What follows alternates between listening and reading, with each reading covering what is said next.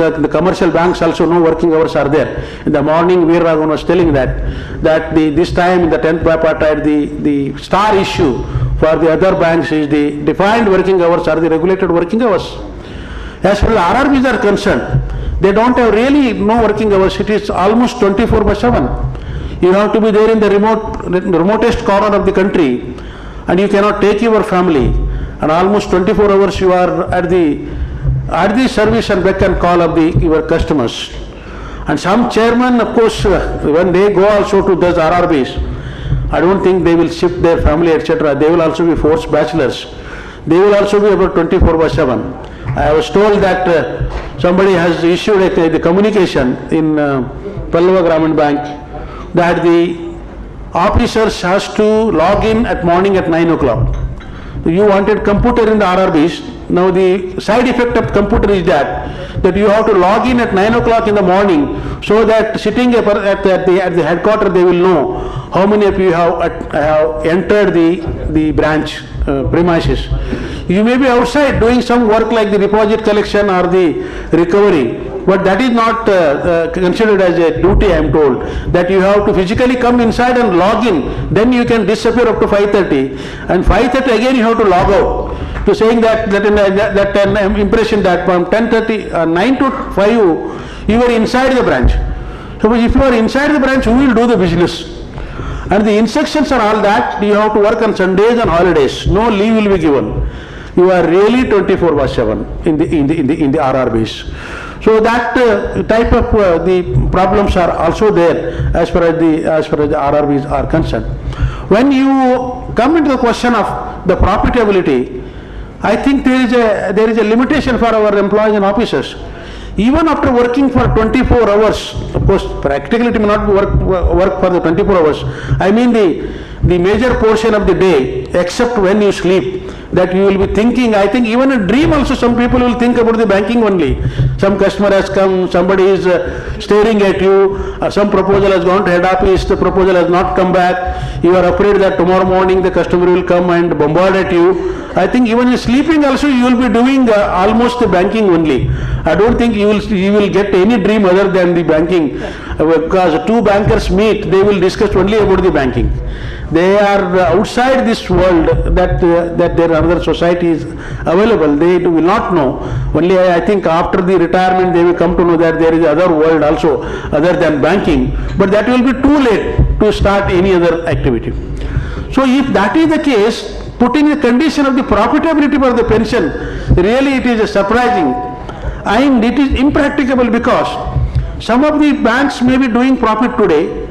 Tomorrow, by not managing properly, I cannot say mismanagement, if that RRB becomes the loss, then are they going to stop the pension?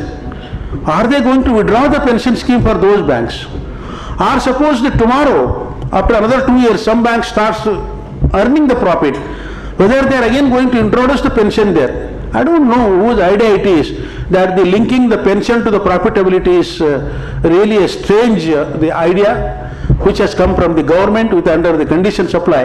NABARD also, I am told that Bhattacharya has told me that NABARD also has agreed in principle that it is not possible to monitor the implementation of the pension based on the profitability of the bank. Therefore, I think they should not again force us to go to the court and challenge these impracticable rules, which they have already. The Obul Reddy has given, Justice Obul Reddy's verdict is based on the equality. And how come that again the profitability has come back in 2010 or 2012? So this is a question mark. So morning also I was discussing with Comrade Bhattacharya that now this time you have to concentrate only on this pension issue, because salary and allowance, it is a foregone conclusion that 10th bipartite it will be extended to the RRBs also, irrespective of whether profitability is there or not. There is no question of payment of the arrears in installments. The pension etc. are only now the main issues at the RRBs, where again there is also the United Forum of the 9 or 10 unions. They are also on this one issue they are fighting a common issue. But I feel that of course it is left to the leadership of the AIBOC. I feel that this being the major issue for the RRBs, the ARRBF must seek the assistance of the AIBOC also. if they go along with the AIBUC leadership to the government or the NABARD or somebody, the equations differ. You know that even at the bank level also, if the General Secretary goes to the chairman of the bank alone, or if he goes along with the office bearer of the sponsor bank, the equations change. Here again I feel that, see, this being the important issue, because now or never, that the ARRBO for the RRB employees and officers unions and associations must get the support from the not only AIBOC, from the UOB also, so that the RRB employees and officers must get the pension issue, pension settlement before the 10th bipartite, so that the 10th bipartite will be extended to the RRB without any question of the profitability, etc. That is the issue before that. Other issues are, as your General Secretary Yelakovan has told, that the issues like the promotion, transfer, etc., those are the smaller issues which can be dealt with at the bank level, or at the regional level. In between, there was also a strange idea. Of course, when the amalgamation of the 196 RRBs took place and reduced to the 82, the one more strange idea struck to the persons who are working in the government, that next is the cross merger of the RRBs. I don't know how it will be practicable. The amalgamation was practicable because the sponsor bank remained the same and the state-wise amalgamation was done. At that time, the impression given to us was that this is a step towards the merger of the RRBs with the sponsor bank. That is the idea, that is the issue which AIBOC has taken up from the beginning itself, that to make the RRBs more stronger, then this issue of the 5 people controlling the RRBs and no one taking the responsibility must be taken away. Today, central government is there, state government is there, NABARD is there, RBI is there, and so many 5 authorities are there. But no one is taking the responsibility of the RRBs. They are all only controllers. Nobody is taking responsibility. What should be their promotion policy? What is their paying capacity? What is their pension issue? What is the other issues? If that comes, somebody will show their finger towards the NABARD. NABARD finally will show its finger towards the government, and at the government level, you know that how the issues are dealt with. Therefore, the AIBOC rightly demanded that if the RRBs have to be robust, if the RRBs have to deal with the purpose for which they have been created, they must be supported not only by the manpower, but also by the capital, etc. I am told for the pension issue also, now after the pension issue, the one more committee has been formed. Thorat committee was there which was doing on the HR committee. Now one more committee under the Mitra has been formed. Morning only Bhattacharya told me that go into the manpower planning in the RRBs. Today in the banking industry, no bank can declare that it has adequate staff. Forget about the surplus staff. Today, and the government is dictating to the nationalized banks also that your staffing pattern should be related to the per employee business or per employee profit, etc., which may not be possible because a minimum staff is required to deal with at the branch level. Now that concept they want to extend it to the RRBs also. RRB, almost the recruitment was stopped, and now here and there some small recruitment has started taking place. You can stop recruitment, but you cannot stop the retirement.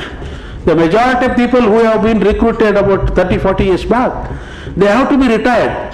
Now they are also, RRBs are also facing the acute shortage of the manpower. Now the instructions are given to that committee that within a month's time that committee after meeting should submit a report. I don't know which committee will complete its formality within 1 month's time. It is possible if and only if that committee is given already report prepared by somebody and only the chairman has to sign that report. It is possible with one meeting that they can sign the report saying that the committee has given this report. Of course, with due respect, almost all the committees, only the dictated reports are there. Now the cat is out of the bag. This time the government says that after this committee meets, within a month's time they should submit the report on the manpower planning, that to the assessment of the workforce in the RRBs. Is it practically possible? Even at the bank level also, I don't know whether the bank managements can determine what is the shortage and how much they require also. And the parameters are such, if those parameters are applied, I think parameters are derived only to make known that RRBs are having the excess staff. On paper, you may show anything, staff is excess, but actually, where is the staff at the branch level? Now, 1+1, 2 people are there in RRBs. Now, this concept of the USBs, that is the smallest of the small branch, they want to extend it to the RRBs also. The USBs is nothing but the indirect privatization, that it will be under the control of the business facilitators or the business correspondents, which at the commercial bank level we are opposing. Now they want to experiment in the RRBs also. So all is not well as far as the RRBs also is concerned, but I am afraid that more the time you give it to the government or the NABARD or any management, the more such ideas will come to deny. Even I am afraid that your legitimate increase in the salary and allowance also, but we cannot leave in that stage. You must get your due on the salary revision. Not only salary revision, this time that before the 10th bipartite settles, that the RRB employees and office must get their dream realized, that is the pension at par with the commercial bank must be implemented in the RRBs also. That is the issue which is before not only the RRB employees and officers, but that must be made as an issue before not only the EOB of the RRBs, but EOB of the nationalized banks also. Then only I think the major issues would have been cleared. So these are the problems before the RRBs. I do not want to take much of your time because all others leaders are there. They would like to talk, especially Comrade Bhattacharya, who knows the inside and outside story of the RRBs and also what is cooking up at the NABARD and also at the government level. He is going to deal with you. But I am very much happy to be a part of this RRB even after my retirement, because I entered the AIBOC through the RRB only. I was made as a special invited to the executive committee of the AIBOC just because of the position in the RRB as vice president. Today, even after the retirement also, you have, it is your magnanimity, you called me to be a part of this and made me to deliver the inaugural address on behalf of the AIBOC General Secretary, Comrade Rishabh Das. So I have a pleasure in declaring that the 17th Biannual General Conference has been inaugurated by me, and I wish that shortly that your dream, that the bigger dream of getting the pension must be realized, and small issues, the small issues, etc. I think that the bank level issues, Comrade J.D. Sharma ji, Comrade Anand Kumar is there. More than that, your own leadership, the matured leadership is there. Small issues can be settled because these are all internal issues. Because your chairman is also, I think, our own man. In RRBs, it is easy for us to talk to them because we never consider them as a management, because majority of them are from the AIBOC, almost all are from our AIBOC members. Therefore, they are not outsiders. They are one amongst us. So internal issues, the bank level issues can be settled, may take some time, but according to me, the priority must be for the ARRBO and for the UOPU, that priority must be to get this pension. Otherwise, I am afraid that it may become the residual